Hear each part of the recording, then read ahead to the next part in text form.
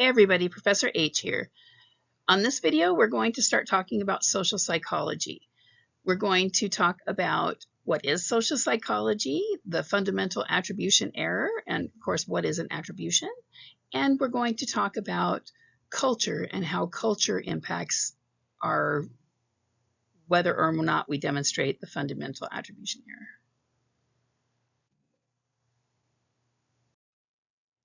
So what is social psychology? It's the scientific study of how people's thoughts, feelings, and actions are affected by others. When we are in a situation and nobody's present, oftentimes we'll act a lot differently and our thought patterns might be different than when there are other people present.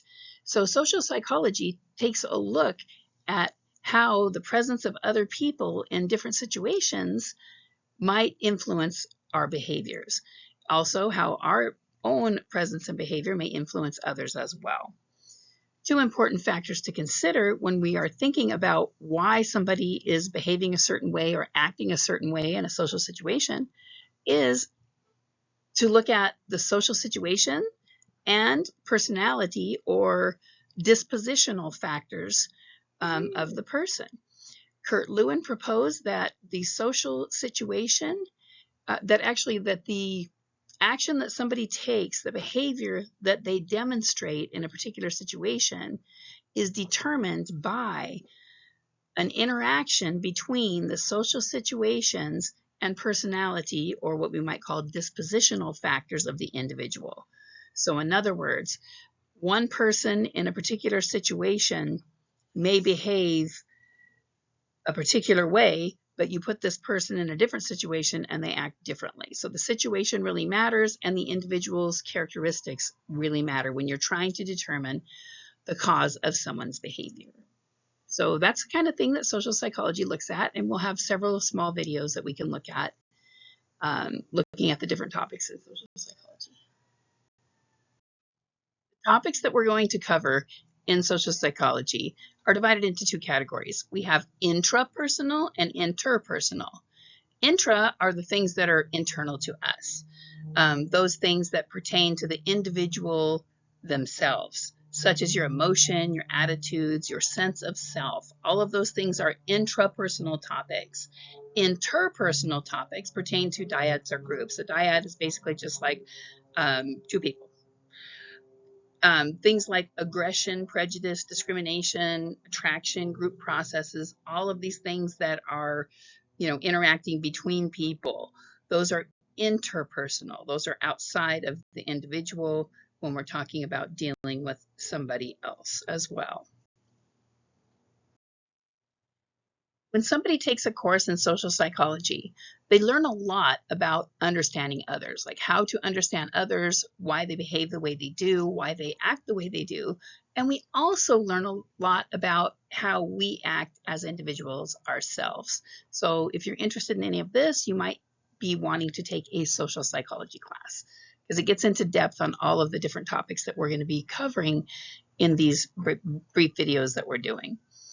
Now, when we talk about understanding others, we are talking about an attribution process. In other words, understanding the cause of the behavior. You probably have heard the term, his behavior was attributed to blah, blah, blah. Well, that attribution, we're talking about the cause of the behavior, or the thing that is driving the behavior. So attribution theory considers how we decide using samples of a person's behavior, what the specific causes of the behavior are. It focuses on why is someone acting in a particular way. It asks why question. So once again, one of the earliest theories about attribution was Kurt Lewin's theory, where he talked about somebody's behavior is the result. The behavior is the result of an interaction between the situation and those person factors or dispositional factors. So when we go to attribute a reason for somebody doing a certain thing or acting a certain way, we have to be careful to consider the situational factors as well as the person factors. And interestingly, your culture will determine where you go first on this, whether or not you're like, oh, that guy behaved that way just because he's a jerk and it's an internalized characteristic of him being a jerk, or maybe this guy acted that way because he was at the end of his rope, he's had a really bad day and he just kind of finally snapped and it's out of character for him. Whether or not you look at things in these different ways often is determined by your culture. We'll come back to culture in just a minute. I wanted to go over this one more time with you because it's so important. And if you take social psychology, you're going to see the situational and dispositional causes of things coming up time and time again and how they interact and interplay. So once again, situational, or some books say situationism, is the cause of behavior that are external to a person. So I know you guys, I said this before, but I'm going to say it again because it's very important. Situational is the thing outside. Dispositional causes of behavior, which can also be called dispositionism, depending on what book you're using, is the cause of behavior brought about by a person's traits or personality characteristics. That's who they are as a person inside. So let's say, for example, we see this little video and it's this lady and she's going around the house all happy. She's got some flowers on the table. She's got some candles lit. She's been cooking and getting the house all nice and prepared for a very nice dinner. And all of a sudden somebody comes in the door and it's her husband. He comes in the door. He like throws his briefcase down in the entryway, kicks his shoes off, comes into the kitchen, snaps at her about something, and kind of marches off. And we sit there, and when we watch this video, our first thing is, wow, that guy is a total jerk. He is just not a very nice person. However, what we don't know is that, this guy on the way home from work had gotten a flat tire and had to get out and change that tire. And what happened even before that is that at work, they're having a bunch of cutbacks and layoffs. And he was able to keep his job, but he had to be demoted to a position that's going to pay a lot less money and things like that. And they're already having trouble with finances and it's hard to get by as it is. So that flat tire was kind of the straw that broke the camel's back. And he came in and was just being a total turd head. So anyway, so our first initial response, especially being from a westernized culture, individualistic culture, is that we are going to first attribute his behavior to him being a jerk. And then later we might stop and think, oh, what was the situation? What are the external factors that may have led this guy to behave this way? And then once we see that, oh, actually there were several factors leading up to this behavior, which is actually out of character for this person. So, we did not have a proper attribution of his behavior when we start off. And this type of error is called the fundamental attribution error.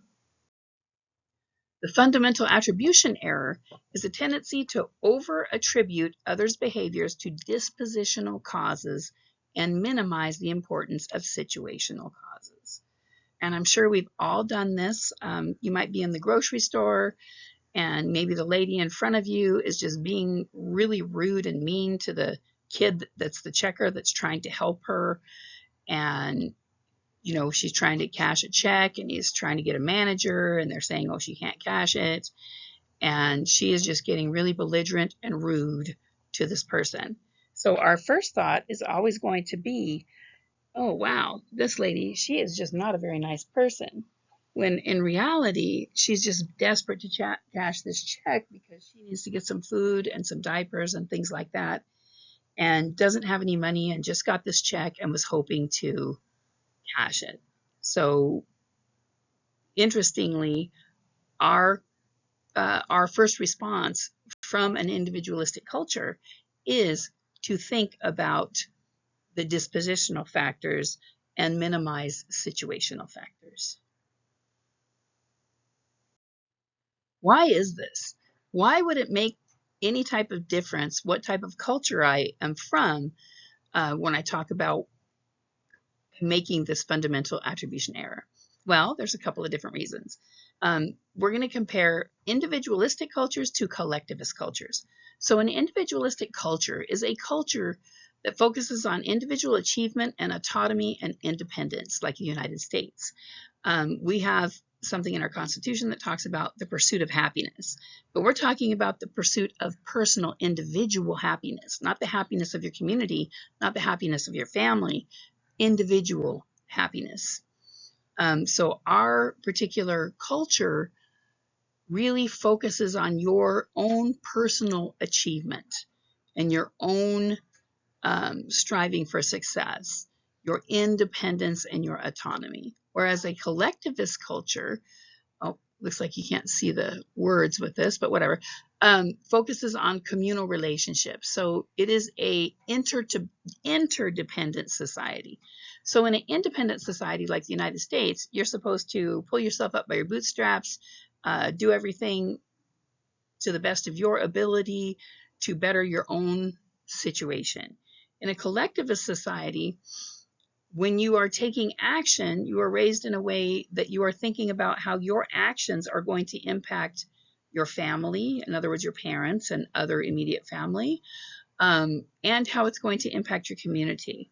So the collectivist societies have a tendency to, when they look at somebody's behavior, they have a tendency to look at the circumstances surrounding those behaviors more quickly than attributing things to their individual self or their individualistic individual characteristics. So, for example, there was one, and I don't know if it's in this book or a different book, situation where a Asian man, and I don't know what, I think he was Chinese, but I cannot remember, went in and he shot a bunch of his professors. He shot some professors, he shot some other students, but mainly it was kind of after he was after the certain professors. And when this was reported in the news in the United States, the focus was on, wow, this guy, he's a piece of work. There's something wrong with him. He went in and just killed all these people because he's a horrible, terrible person. Now, when it was reported in the Asian newspapers, it was still reported as a tragedy, and the guy did something he shouldn't do, obviously. But instead of just focusing on whatever internalized problems this guy has, like, oh, he's just a terrible person, or he's got a screw loose or something, they were talking about, well, what other factors were involved. They went and dug into saying, well, actually he was turned down for a particular research post or a grant or something that he was after, or a position. I think it was a position in the school that he was after. And it talked about all of those things that kind of led up to this guy doing this horrible act of violence. No matter whether you are from an individualistic or collectivist culture, you definitely are going to feel that this is a horrible thing that this guy did. It's just that when you attribute why the guy did it, there's a difference between how somebody from an individualistic society is going to view that and how somebody from a collectivist society is going to view that. And the big difference is individualistic society is going to focus more on that individual and their individual traits, whereas a collectivist society would also give a strong look at the situational factors and would not neglect that part of the equation. So when we look at culture and the fundamental attribution error, it is more common in individualistic cultures than it is in collectivist cultures. Because remember, the fundamental attribution error is when you neglect to consider the situational causes of a behavior and you are simply attributing it to the personality or internal features of that person. Okay, I think that is it for this particular video. It's short, it's not great, but it's what we got, and it's better than nothing. If you have any questions or anything, make sure to reach out, give me a call, or not a call, but give me an email, shout out, and I can try to answer any questions you may have. All right, I'll see you in the next one.